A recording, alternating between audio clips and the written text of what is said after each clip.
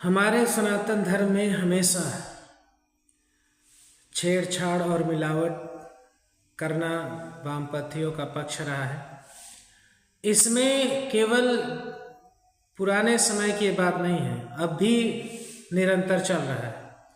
जैसे मैं बात करूं अल्लाह उपनिषद की, तो अकबर के शासन काल में यह लिखा गया था। ये कोई प्रामाणिक हमारे सनातन धर्म या हिंदू धर्म का कोई शास्त्र नहीं है। इसमें हमारे इमोशंस, हमारे संस्कृति का दुरुपयोग करके अकबर अपने धर्म का प्रचार प्रसार करने के लिए अल्लाह उपनिषद लिखवाया।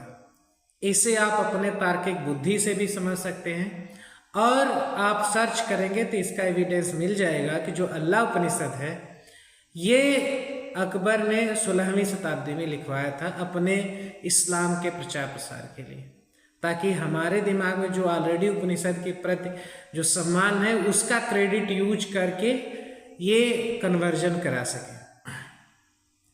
अब बात करते हैं, आज के युग में भी तरीका बदल गया है। मिलावट छेड़छाड़ हमारे धर्मों के साथ चल रहा है। इसके जिम्मेदार मिलावट करने वालों के साथ साथ हम लोग भी हैं, क्योंकि हम उसको बर्दाश्त कर रहे हैं, ऐसी चीज़ों का विरोध नहीं कर रहे हैं। कल का यही चीज़ें हमारे ऊपर ब्लेम आएंगी कि आपके शास्त्र में ऐसा है वैसा है। और केवल ऐसा नहीं है कि मुगल काल से मिलावट चल रहा है, निरंतर मिलावट करके फिर उसी चीज़ों को ब्लेम किया जा रहा है। जैसे अगर मैं बात करूँ अल्लाह उपनिषद में, तो हमारे शास्त्र में अल्लाह नाम कोई चीज़ ही नहीं है, तो उसका उपनिषद कैसे हो सकता है? सीधा सिंपल बात। फिर भी ढोए जा रहे हैं और कुछ मूर्ख लोग उसका सपोर्ट भी करते हैं। तो ऐसी चीज़ों का खंडन करिए, नहीं तो एक दिन ये आपके नैतिकता और आपके समाज के पतन का कारण बनेगा। इसी प्रकार कुछ गीता, भागवत गीता या गीता के नाम पे मिलावटी बहुत तेज चल रहा है।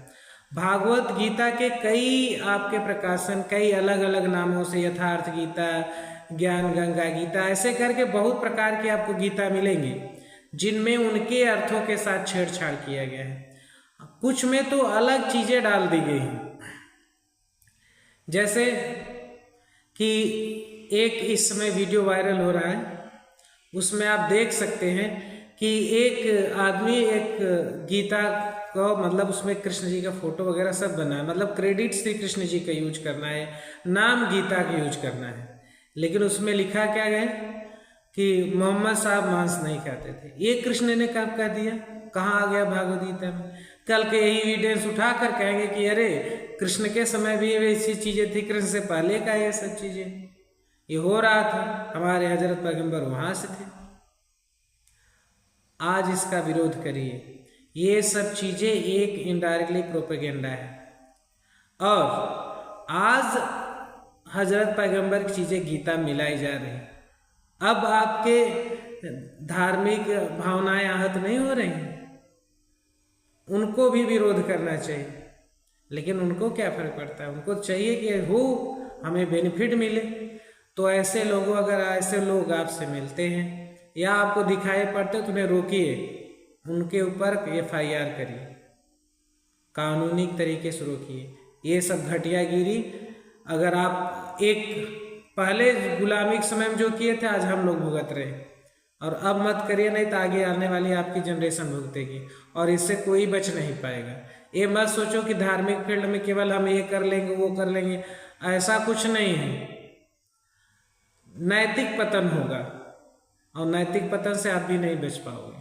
जैसे एक मैं एग्जांपल दूं नैतिक पतन का, अगर ये सब चीज़ें ऐसे मिक्स होती चली जाएंगी तो जो हमारे मूल धर्म है, पिता माता पिता की सेवा, अपने कर्तव्य, उससे बच्चे विमुख होंगे। तो जो आप आज कर रहे हैं ना, अपने कर्तव्य को छोड़ के भाग रहे हैं, तो आपके भी नहीं होंगे। तो अपने कर्तव्यों को निभाइए, तब एक्सपेक्ट करिए कि हमारी नेक्स्ट जनरेशन अपने कर्तव्यों को निभाएगी। और इसके लिए अपने कर्तव्य की रक्षा, अपने धर्म की रक्षा करनी पड़ेगी।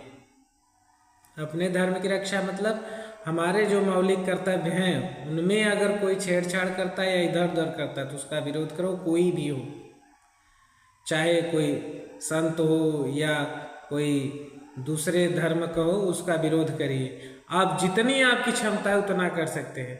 आप अगर विरोध नहीं कर सकते तो ऐसे जो लोग जागरूक करने वाले, इनके वीडियोस को शेयर करके पहुंचाइए, नहीं बोल सकते तो लिखिए, और नहीं और कुछ कर सकते तो सपोर्ट करिए, लेकिन अपने कर्तव्य का अपनी क्षमता अनुसार जरूर करिए। अगर क्षमता है तो हम लोगों के साथ मिलकर आप अपना भी विचार रखिए, लोगों को समझाइए, जागरूक करिए जिस तरीके से आप समझा सकते हो। हमारा मेन उद्देश्य है समाज में अच्छाई फैलाना और बुराई का विरोध करना। और अगर समाज में आज अगर अच्छाई को नहीं फैलाते और बुराई का विरोध नहीं करते तो समाज में भी आपका परिवार आता है। एक दिन वही बुराई आपके परिवार तक पहुंचेगी और आपके परिवार का नैतिक, आर्थिक, शारीरिक हर प्रकार का पतन होगा। इसलिए ऐसी भी चीजें जहां भी मिली, इतिहास में भी हुई थी, तब वहां हम लोग नहीं थे। वो जो थे वो अपने कर्तव्यों से हटे या जो भी प्रॉब्लम रही हो, आज हम जागरूक हैं और गुलाम नहीं हैं। हम अपने कर्तव्य का पालन कर सकते हैं और 5 मिनट तो निकाल सकते हैं अपने नेक्स्ट जनरेशन के भविष्य के लिए। ये सब चीज़ें जहाँ भी, हम नहीं कहते हमेशा आप इसी पर ध्यान दीजिए, आपको ऐसी चीज़ें मिल जाए तुरंत उसका विरोध करिए। 10 बार 12 बार जहाँ ऐसे FIR करेंगे लोग तुरंत सुधर जाएंगे अपने आप। और मनमानी जो अर्थ निकाल के इसके अर्थों के साथ छेड़छाड़ करना, मनमानी अर्थ निकालना, ये सब चीज़ें भी अगर कर रहा है उसको भी करिए। उम्मीद करते हैं आप समझ पाए होंगे।